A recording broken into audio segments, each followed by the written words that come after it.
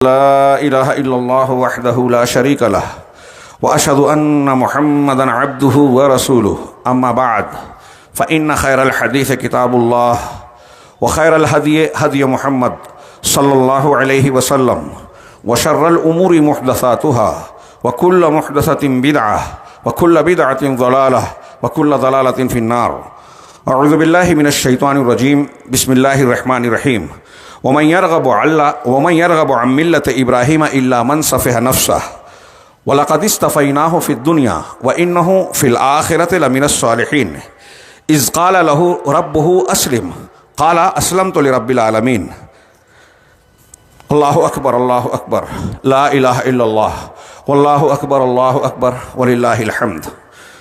محترم حاضرین، اللہ رب العالمین نے سورۃ الحج میں ارشاد فرمایا وَلِكُلٍّ جَعَلْنَا مَنْسَكًا لِيَذْكُرُوا اسْمَ اللَّهِ عَلَىٰ مَا رَزَقَهُم مِّن بَهِيمَةِ الْأَنْعَامِ، کہ ہم نے ہر ایک کے لیے یعنی ہر قوم اور امت کے لیے ایک قربانی کا طریقہ مقرر کیا ہے تاکہ اللہ تبارک و تعالیٰ نے جو مویشی چوپائے انہیں عطا کیے ہیں وہ اس پر اللہ کے نام کا ذکر کریں.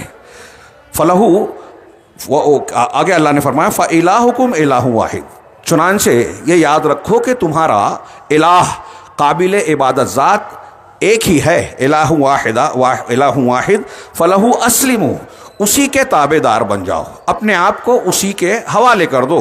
وَبَشِّرِ الْمُخْبِتِينَ، اور جو عاجزی اختیار کرنے والے ہیں، جھک جانے والے ہیں، اللہ کے سامنے گڑ گڑانے والے ہیں، ان کو بشارت دے دو. گویا قربانی کا طریقہ اور توحید یہ جڑے ہوئے ہیں، اور قربانی کا جو طریقہ ہر امت کو دیا گیا، ہماری اس امت محمدیہ کو اللہ تبارک و تعالیٰ نے آج کے دن یہ قربانی کا حکم دیا ہے. اس کے اپنے احکام اور طریقے بتائے ہیں. یہ جناب محمد رسول اللہ صلی اللہ علیہ وسلم کی تعلیم ہے. آج کا دن یعنی ذی الحجہ کی 10ویں تاریخ اور اس کے بعد کے 3 ایام جو عصر کی نماز تک 13ویں تاریخ کے، یہ قربانی کے اوقات ہیں. ان دنوں میں ہم اللہ کے اور رسول اللہ صلی اللہ علیہ وسلم کے حکم سے ان شریعت کے احکام و آداب کی پابندی کرتے ہوئے توحید، اللہ کی تحمید، تہلیل کے ترانوں کے ساتھ اس میدان میں حاضر ہوئے ہیں مرد اور خواتین، جو شریعت کا حکم ہے. اس کے مطابق ہم نے 2 رکعت نماز ادا کی، یہ شریعت کا حکم ہے. اس سے فارغ ہو کر انشاءاللہ ہم میں سے مستطیع حضرات قربانی جو اللہ کے دین کا ایک بڑا شعار ہے اسے انجام دیں گے، اور پھر اس کے بھی تعلق سے احکامات شرع کا لحاظ کرتے ہوئے خود کھائیں گے، غربا، مساکین، محتاجوں، رشتہ داروں، مہمانوں کو کھلائیں گے انشاءاللہ. یہ اس قربانی کے ظاہری احکام ہیں جس پر بہت سارے لوگ ہمارے عمل کرتے ہیں. ہم زبان سے اللہ اکبر کہہ رہے ہیں، لا الہ الا اللہ کہہ رہے ہیں، وللہ الحمد کہہ رہے ہیں. ہم زبان سے، ہم عمل سے، حرکات و سکنات کے ذریعے سے 2 رکعت نماز پڑھی، رکوع سجدہ کیا، اللہ کے سامنے جھک گئے. ہم قربانی کے وقت کہنے والے ہیں انشاءاللہ انی وجہت وجہی للذی فطر السماوات والارض، میں اسی ذات کی طرف رخ کر رہا ہوں جس نے آسمان و زمین کو پیدا کیا. ہاں، اور آگے کے جملوں میں کہا ان صلاتی و نسکی و محیایا و مماتی للہ رب العالمین، کہ میری نماز، میری قربانیاں، میری زندگی اور میری موت سب اللہ رب العالمین کے لیے ہے، لا شریک لہ، اس کا کوئی شریک نہیں. یہ الفاظ ذہن میں رکھیے، اور پھر یہ یاد رکھیے کہ انہی ایام میں عالم اسلام کی ایک بڑی تعداد اسلام کا ایک عظیم رکن حج بیت اللہ کے فریضے کو انجام دے رہا ہے. وہ ایک ہی لباس میں احکام اور آداب کی، شرعی احکام و آداب کی پابندی کرتے ہوئے اس رکن عظیم میں جو احکام، جو اعمال بتائے گئے اسے انجام دے رہے ہیں مختلف مقامات پر، مقامات حج میں، اور وہاں پکار رہے ہیں لبیک اللہم لبیک، پروردگار میں حاضر ہوں، تیری دعا کو قبول کرتا ہوں، تیرے حکم کو بار بار بجا لانے کا عہد و پیمان کرتا ہوں، میں حاضر ہوں. ان الحمد والنعمت لک والملک، ساری ہم تعریف اور ساری نعمتیں اور ساری سلطنت سب تیرے لیے ہے، لا شریک لک، تیرا کوئی شریک نہیں ہے.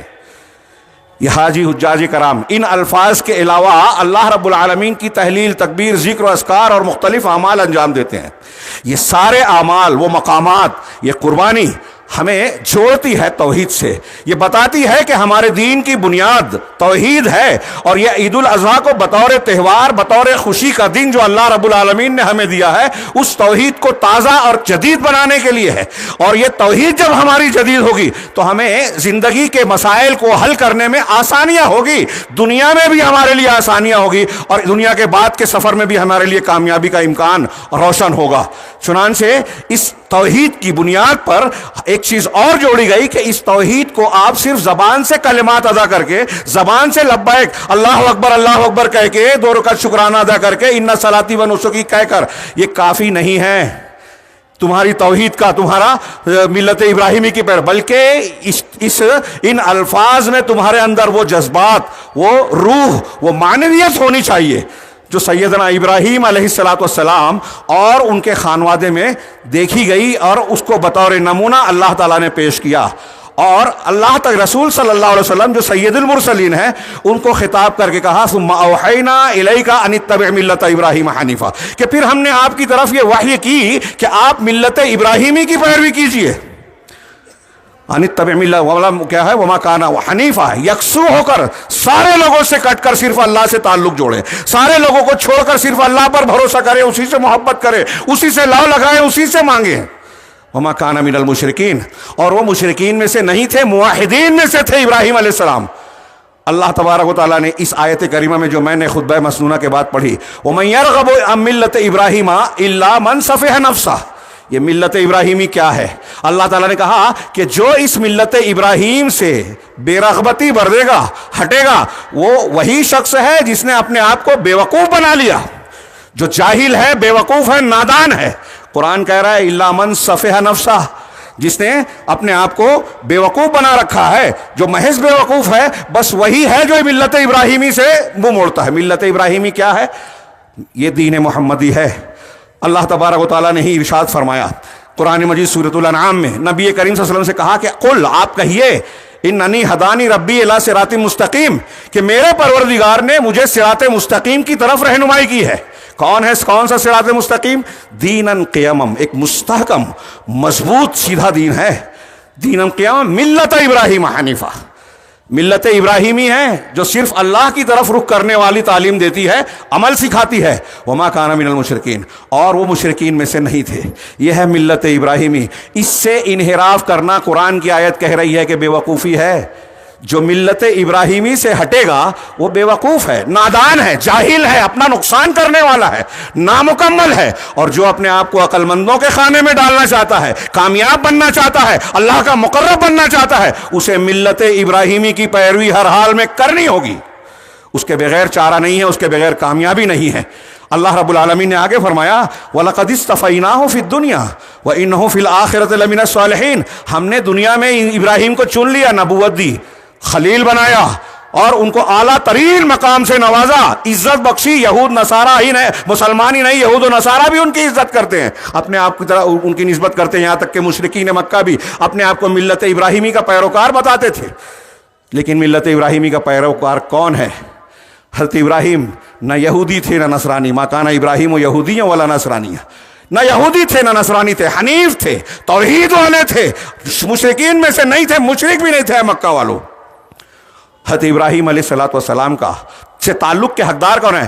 ان اول الناس بابراہیم الذین اتبعوہ وہذا النبی، ابراہیم سے تعلق کے زیادہ لائق وہ ہیں جو ایمان لائے، اور یہ نبی ہیں، ایمان والے اور نبی۔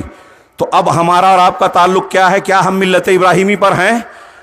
میں نے کل جمعہ کے خطبے میں بیان کیا کہ یہ بار بار دہرایا جاتا ہے۔ ہم میں سے بہت سے لوگ سوچتے ہیں کہ ہم تو یہ بار بار سنتے ہیں، لیکن حقیقت میں غور کریں کہ بار بار سننے کی اور ان واقعات اور ملت ابراہیمی کے ان دروس و اسباق کی ہماری زندگی کے ہر موڑ، ہر پہلو پر ضرورت ہے۔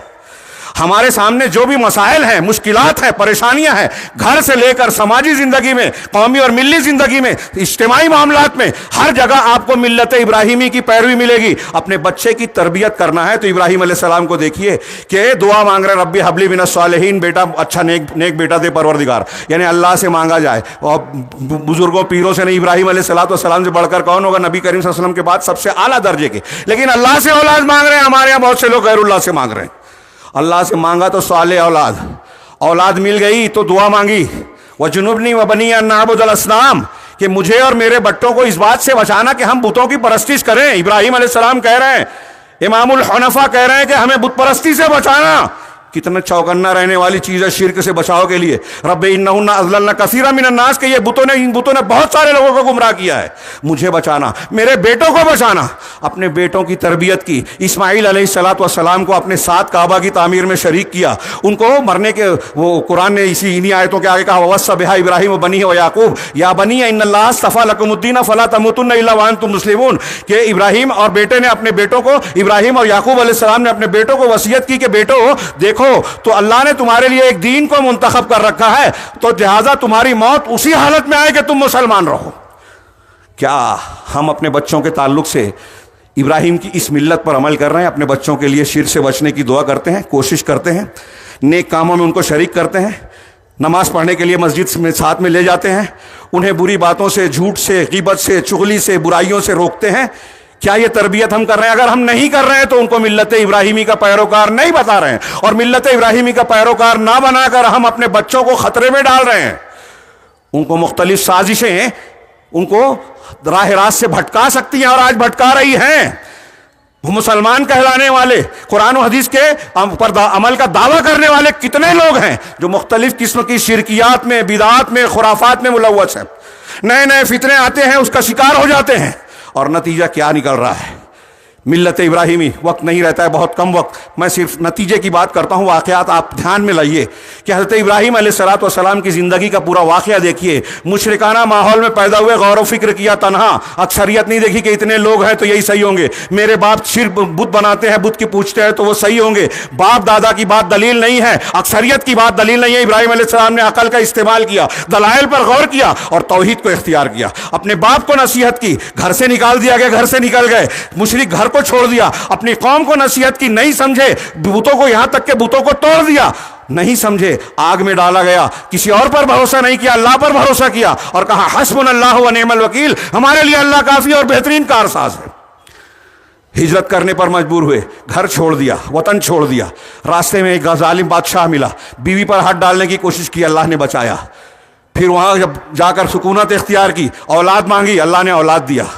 फिर अभी शीर खार है, बीवी और बच्चे से कहा कि क्योंकि बीवी और बच्चे को बेआब हो गया वादी में मक्का के छोड़ आए। दुआएं की, मैं वाक़यात की तरफ इशारा कर रहा हूँ। फिर उसके बाद बच्चा चलने फिरने लगा तो उससे कहा कि जो है अल्लाह ने हुक्म दिया है कि तुमको ज़बह करूँ, तुमको कुर्बान करूँ। इसमें भी तैयार हो गया, छुरी चला दी गर्दन पे। यह अलग बात है कि अल्लाह ने चलने नहीं दी। एक मरतबा मिलने गए, बीवी की नाशुक्री देखी, अपने बेटे से कहा कि घर की चौखट बदल दो, सलाम कहना और कहना कि चौखट बदल दो। उसी बीवी से पैगाम दिया। ये दीनदारी और तरबियत कि अपने बेटे को दीनदार खातून को इंतखाब करने पर उकसाया जाए, बददीन हो, नाशुक्री हो तो उसको छोड़ दिया जाए, दीन को तरजीह दी जाए। यह है इस्लामी तरबियत, है ये मिल्लत इब्राहिमी। अब यहाँ मैं ये अर्ज करना चाहता हूँ कि हमने देखा इब्राहिम अलैहिस्सलातु वस्सलाम ने मुशरिक बाप को, कौम को, घर को छोड़ा। अल्लाह तबारक व तआला ने नबी की औलाद दे दी, हज़रत इसहाक, इसहाक के बाद याकूब अलैहिस्सलाम, हज़रत इस्माइल, और फिर सारी नबूवत उसके बाद आप ही की नस्ल में आई। उसके बाद किसी और दूसरे ख़ानदान में नबूवत और किताब नाजिल नहीं हुई, नबूवत नहीं दी गई। कितना बड़ा आला मकाम है। अल्लाह के लिए मुशरिकीन को, रिश्तेदारों को छोड़ा, कुर्बान किया। अल्लाह ने दुनिया में भी इंतहाई आला मकाम की औलाद और नस्ल दी। अल्लाह के लिए कौम से लड़ गए, आग में डाला जाने लगा। अल्लाह ताला ने आग को कहा या नारो कूनी बरदम व सलामन अला इब्राहिम, ऐ आग इब्राहिम पर ठंडी और सलामती वाली बन जा। यहाँ मैंने अर्ज किया कि हमारी ज़िंदगी से जोड़ और ताल्लुक़ है। आज हमारे और आपके ख़िलाफ़ पूरी दुनिया के गैर मुस्लिम आदाए दीन किसी न किसी साजिश और तरीक़े में मुब्तला हैं, इख्तियार किए हुए हैं। कहीं बम बरसाए जा रहे हैं, कहीं घरों पर बुलडोज़र चलाए जा रहे हैं। किसी रियासत में हमारे यहाँ जो है मुसलमानों को चुन चुन कर जो है वो मुंतखब करके बॉर्डर पर छोड़ रहे हैं कि आप गैर मुल्की हो, बाहर निकल जाओ। अभी ताज़ा खबरें हैं, हमारे घरों पर बुलडोज़र चल रहे हैं, हमारी औकाफ के ख़िलाफ़ कानून बन गया है। और अभी इस सिलसिले में जो चालबाजियाँ हो रही है, हम और आप जानते हैं, लोग सहमे डरे हुए हैं हमारे ख़िलाफ़ कदम कदम पर, इसलिए कि हम मुसलमान हैं। हमारे ख़िलाफ़ आग जलाई जा रही है जैसे इब्राहिम अलैहिस्सलाम के लिए जलाई गई। लेकिन अल्लाह ने हज़रत इब्राहिम की आग को तो ये कहा कि ठंडी हो जा, और वो ठंडी सलामती वाली बन गई। हमारे लिए जो आग जगह जगह जलाई जा रही है वो हमें झुलसा रही है, परेशान कर रही है। اور ٹھنڈی ہوتی نظر نہیں آتی. فلسطین کا غزہ کھنڈر بن گیا. دوسرے مقامات پر ہم دیکھ رہے ہیں کتنے مسلمان جیلوں میں ہیں, کتنوں کو مارا جا رہا ہے, کتنے سازشوں کا شکار ہے, کتنے اپنے عقیدے برباد کر رہے ہیں.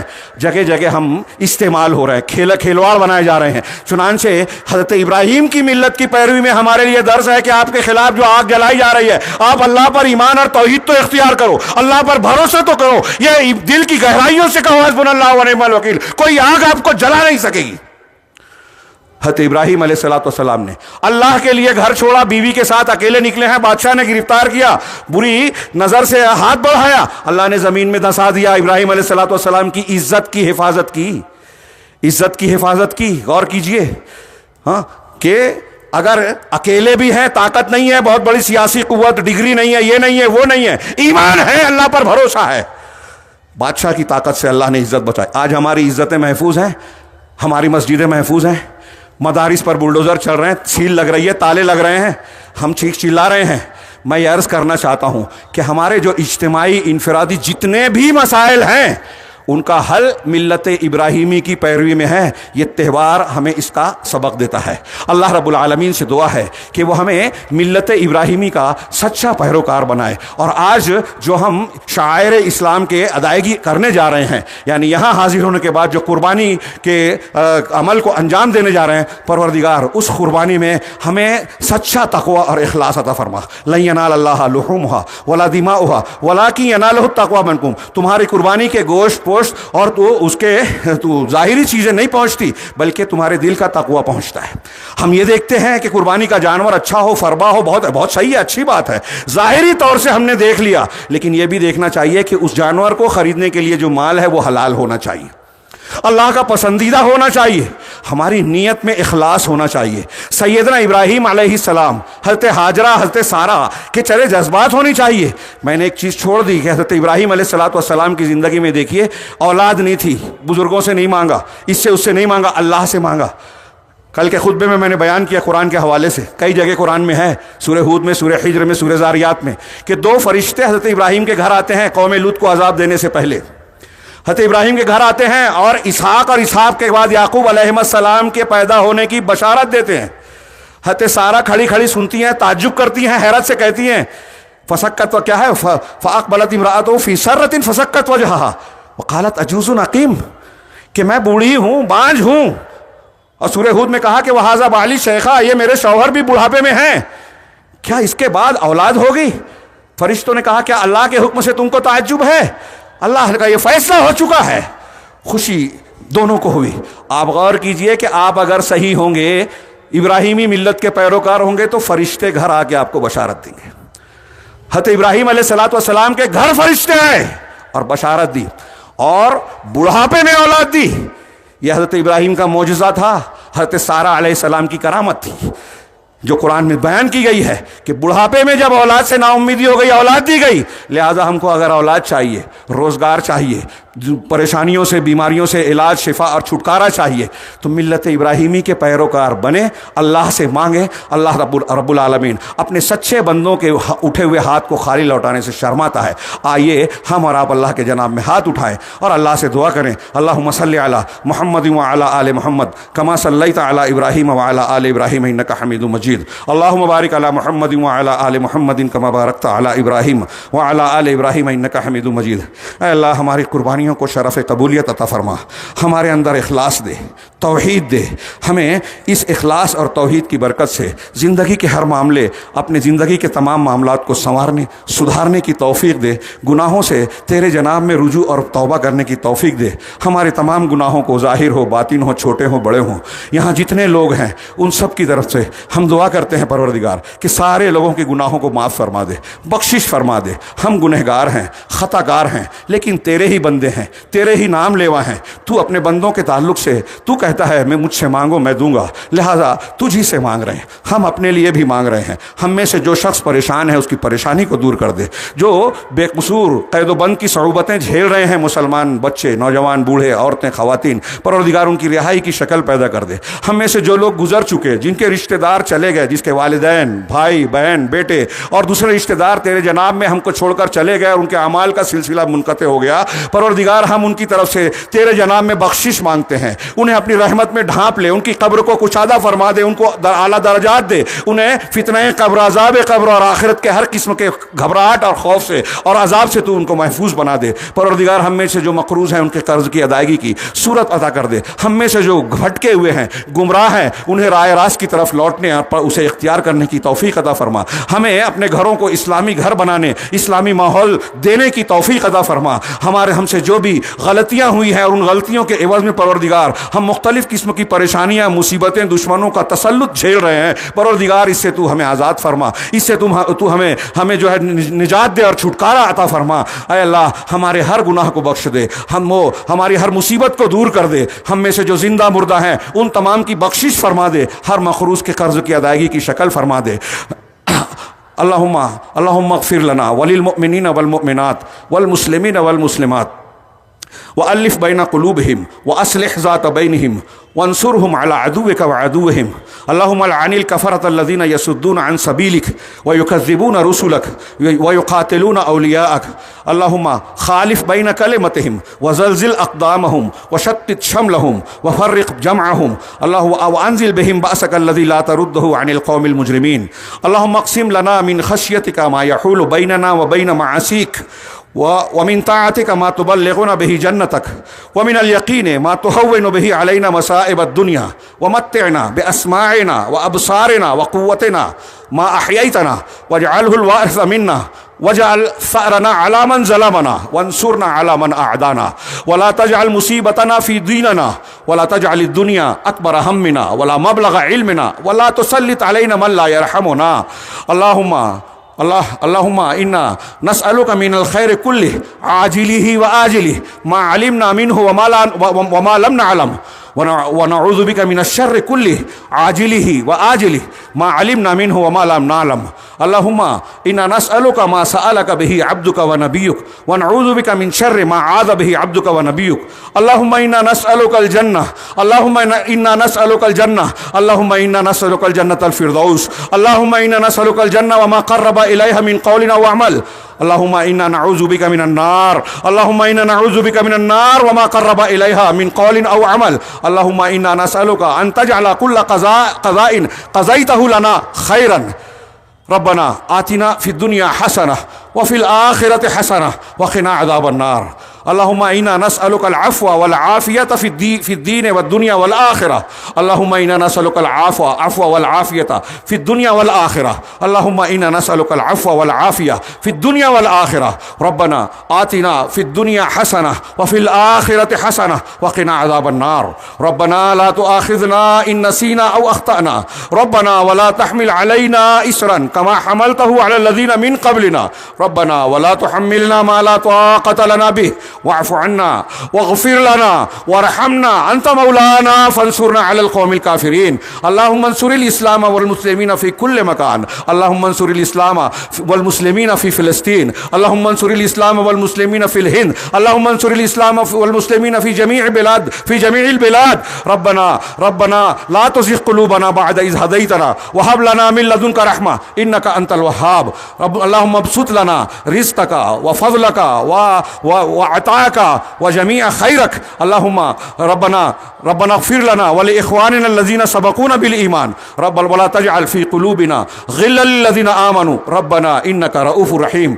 ربنا هب لنا من أزواجنا وذرياتنا قرة أعين واجعلنا للمتقين إماما ربنا هب لنا من أزواجنا وذرياتنا قرة أعين واجعلنا للمتقين إماما ربنا إننا سمعنا مناديا ينادي للإيمان أن آمنوا بربكم فآمنا ربنا فاغفر لنا ذنوبنا وكفر عنا سيئاتنا وتوفنا مع الأبرار ربنا وآتنا ما وعدتنا على رسولك ولا تخزنا يوم القيامة إنك لا تخلف الميعاد يا حي يا قيوم برحمتك نستغيث اللهم إنا نسألك الهدى والتقى والعفاف والغنى اللهم إنا نعوذ بك من جهد البلاء ودرك الشقاء وسوء القضاء وشماتة الأعداء ربنا تقبل منا إنك أنت السميع العليم وتب علينا إنك أنت التواب الرحيم وصلى الله تعالى على خير خلقه محمد وآله وصحبه أجمعين برحمتك يا أرحم الراحمين